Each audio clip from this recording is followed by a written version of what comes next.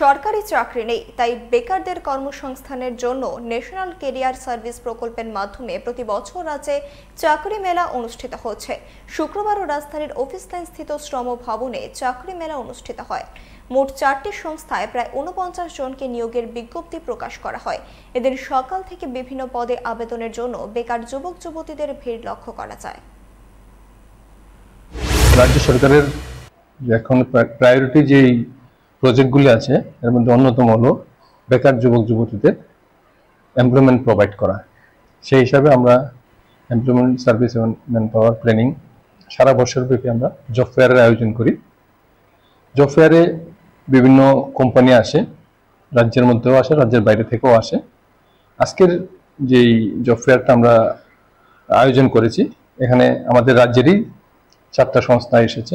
তাদেরকে এই 4টা সংস্থার জন্য তারা 49 জন আনএমপ্লয়েড ইয়ুথকে প্লেসমেন্ট দেবে ওরা। এর মধ্যে বিভিন্ন ক্যাটাগরি আছে, 150 থেকে 200-র ভিতরে 150 থেকে 200 মতো আনএমপ্লয়েড ইয়ুথ এখানে আজকে পার্টিসিপেট করেছে। যে আরো সারাদিন ব্যাপী আসতে থাকবে, বিভিন্ন রাজ্যে বিভিন্ন কর্নার থেকে ওনারা আসেন, যার ফলে সবাই একসঙ্গে এক সময় হতে পারেন না, বিভিন্ন সময়ে সারাদিন ব্যাপী ওনারা আসেন।